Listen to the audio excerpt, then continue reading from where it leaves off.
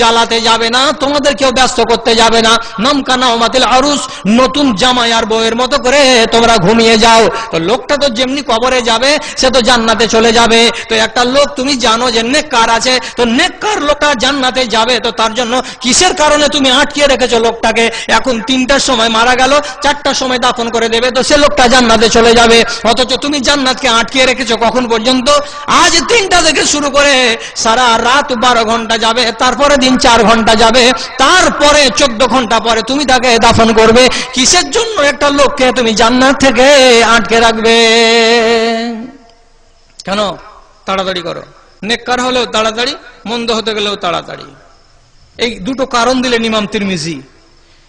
আর একটা হলো কি, ওয়াল আইয়ামু ইযা বালাগাত, বাড়িতে যদি বেটি থাকে সাবালিকা হয়ে যায়, বাড়িতে যদি ভাতিজি থাকে সাবালিকা হয়ে যায়, তো সাবালিকা ভাতিজিকে তাড়াতাড়ি করে পরের বাড়ি বিয়ের ব্যবস্থা করে দাও। একটা লোক যদি বউ দেখতে এসছে, তো বাপ কইছে যে না না এখন বেটি দেখাবো না। কেন? বলছে এখন মাধ্যমিকটা করুক, তারপরে। কত জায়গাতে বলছে উচ্চ মাধ্যমিক না করার আগে বিয়ে দিব না ভাই, বিয়ে দিব না, উচ্চ মাধ্যমিক করুক। আবার অনেক জায়গাতে বলছে গ্রাজুয়েশনটা কমপ্লিট করুক, একটা চাকরি বাকরির মতো পরিস্থিতিতে আসুক, ততদিন বিয়ে দিব না। তেরে খেয়াপালেলা গার্জেন ভালো করে বুঝেনে কথাটা। যদি বেশি বলে দিই তো ঘুরিয়ে নিব, আমাকে শুধরে দিও। বেটা ছেলে হলো বেসবুরি জাত, যেদিন সাবালক হবে সেদিনই এদিক ওদিক তাকাতে শুরু করবে। আর সবুর হবে না, যেগুলো নানা সম্পর্কের লোক আছে ওরাকে যে বলবে, আর বলবে ব্যবস্থা কর না হে দাদা। কি বে? বলছে কি বে, ওগুলা কি তোরাকে খুলে টুলে কইতে হয়? দিন যাচ্ছে তো রাত যায় না, আর রাত যাচ্ছে তো দিন যায় না। আচ্ছা ঠিক আছে, দেখছি। কতগুলা বাপ খেপালেলা গুলোকে সময় কাটায়। দে বেটা দে, খুব ভালো করে মন দিয়ে গৃহস্থালীরা কর, এবার ধান টান গুলো হবে, বিক্রি করবো করে সামনে বছর তোর বিয়ে দিয়ে দেবো একটা। খুব বোকা হুবে পড়ে খাটে, খেটা খুঁটা দিয়ে সিজন তুলে দিল, দেওয়ার পরে আবার কাদাতে নামার সিজন চলে আসছে, মানে কাদাতে হাল বাইতে হবে। ততদিন খালি রোজ ঘাটা দেখছে। দুটা লোক যদি খালি আলগা বলতে দেখতেই পাই, তো মাকে যাবার বলছে কি হতেছে গো মা, ওর মন যাহাকে দেখতে ইচ্ছে হয়তো কি হতেছে গো মা, কইতে পারবো না বেটা কি করতে এসছে। ওরা কি করলো না করলো, একে চিরুনি করতে বললো না, জামা গায়ে দিতে বললো না, চলে গেল। লোক দেখতে বলছে ই শালারা আমাকে দেখতে আসেনি, তাহলে হার বাপ এখনো দেখার ব্যবস্থা করেনি। ফের ওই বিকালবেলায় সকালবেলায় এদিক ওদিক করতে করতে আবার টাইম চলে আসছে, তখন ফুঁস লেবে, জাকারিয়া রে জাকারিয়া, যারা ওটা পানি গালা দিয়ে গা, তুই দেখা যা, ওখানে ভেজাল করতে আসছি, দেখা তুই দিতে পারছিস না। বাপ তো বুঝছে যে 1 বছর কাটিয়ে দিয়েছি, তখন ফের ওকে তেল দিছে আর কইছে আরে বহু দেখছি রে খেপা, দেখছি তো মন মিলে না রে খেপা, বিয়ে শাদী একটা ভালো জিনিস তো একটু দেখে শুনে দিতে হবে, তো মন মিলে না, বহু পায় না। ছেলে থামতে পারে না, তখন বলছে তুই কোন চোখ লিয়ে বহু দেখতে যাচ্ছিস? হ্যাঁ, আমি যদি বাড়ি থেকে বাহির হয়ে পাকুড়ের দিকে যাচ্ছি, তো এই 4 কিলোমিটার ঘাটা যেতে যেতে যেদিকে তাকাচ্ছি খালি বহু আর বহু দেখতে পাচ্ছি, আর তোর চোখে বহু মিলে না। মানে তো বাপ মনে মনে কইছে যে আবে তুই যেই ভোল্টেজে আছিস, আমি তো আর ওই ভোল্টেজে নেই। তুই এখন বহু করছিস, মানে খালি বেটি ছেলে হলেই বহু। আমি ভালো খুঁজছি, তো ছেলে গৃহস্থালিতে নামবে না রাগ করে, শেষে বাপ মাকে বাধ্য হয়ে বিয়ে দিতে হয়। ছেলেরা বিহার ব্যাপারে বেহায়া হয়, কিন্তু মেয়েরা জীবনে শুনেছেন ওর দাদিকে যে বাবু আমার বিয়েটা লাগিয়ে দিতে কহ না আমার বাপকে। কোনোদিন কোনো মেয়ে বলে? কোনোদিন কোনো মেয়ে বলবে না, কোনোদিন বলবে না। এটা মেয়েদেরকে আল্লাহ তাআলা এইরকমই লজ্জাশীল করেছে। প্রয়োজন দুজনেরই আছে, কিন্তু আজীবন স্বামীটাই স্ত্রীটাকে ডাকে, উখাটে কেন আছিস রে, এখানে আয়। জীবনে কোনোদিন কোনো বেটি ছেলে বলবে না সোহাগের বাপ ওখানে কেন আছো, এখানে চলে এসো, এইটা কথা বলে না। ওরাকে আল্লাহ তাআলা অধিক মাত্রায় লজ্জাশীল করেছে। এই জন্য বাংলাতে একটা কথা আছে কি, মেয়েদের বুক ফুটে মুখ ফুটে না। মেয়েদের বুক ফুটে মুখ ফুটে না, এরা মুখে বলতে জানে না যে আমার বয়স 14 হয়ে গেছে। এদের বুক ফুটে যাবে। আর বুক যদি ফুটে যায় তো নাবালক বাপকে বুঝে নিতে হবে যে আমার মেয়ে বড় হয়েছে। অতএব তুমি বলছো যে উচ্চ মাধ্যমিক না হলে বিয়ে দেব না, তুমি বলছো গ্রাজুয়েট না হলে বিয়ে দেব না, অথচ মেয়ে ছেলেটার মন বলছে আমার 2 বছরের বড় আমার ভাই, ওর বিয়ে হয়ে গেল, ওর বাল বাচ্চা হয়ে গেল, আর আমি ওর থেকে 2 বছরের ছোট, আমার এত দিন চলে যাচ্ছে বিয়ে হয় না, বাপকে বলতে পারে না। তখনই মেয়ে ছেলেরা কি করে, বাপের ইজ্জতে ট্রাক্টর চালায় না। আপনি বলছেন পড়ছে পাকুড় কলেজে, এখন বিয়ে দিব না, উচ্চ মাধ্যমিক হবে, তার আগেই চেরাক নিমিয়ে দিবে, মেয়েতে মুখ পুড়িয়ে দিবে, দেয় না পুড়িয়ে? রোজ রোজ যাচ্ছে কলেজ স্কুল, মানে নেই। কিন্তু ওই মেয়ে ছেলেটা যদি সময় মতো বিয়ে দেওয়ার পরে কলেজে পাঠা যায়, স্কুলে পাঠা যায়, তো তাতে বাধাটা কোথায়?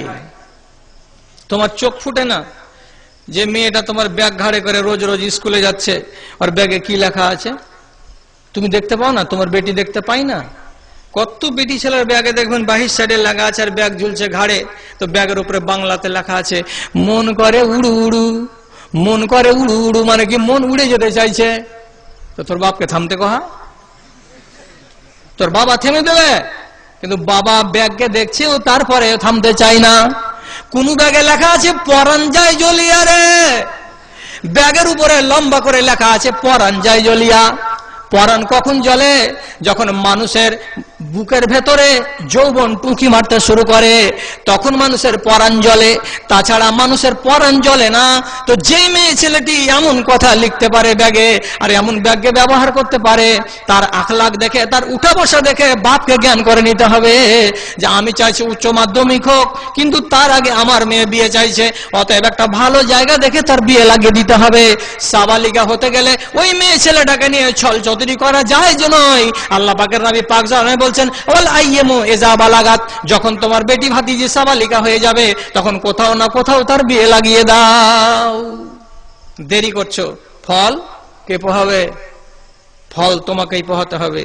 কি হচ্ছে, একদিন বেটি পালিয়ে গেল, রোজ বেলা 8টার সময়, সন্ধ্যা 8টার সময় বাড়ি আসে, আজকে আসে না, এখানে ফোন ওখানে ফোন করে করে পেরেশান হয়ে গেলে শেষের বেলায় তখন বুঝা হয়ে গেল যে বেটি আর ঘুরবে না, কোনো কুটুম বাড়ি যায়নি।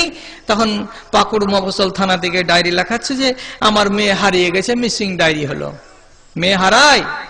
দারোগা বাবু বলছে আরে 18 বছর বয়সের মেয়ে ছেলে কখনো হারাই রে ভাই? হারাই না, এগুলোকে হারা লিখতে হবে না। নবীজি পাক জবানে বলেছেন, একটা সাহাবী বলছে আল্লাহ পাকের রাসূল যদি একটা ছাগল পড়ে পাওয়া যায় তো কি করতে হবে?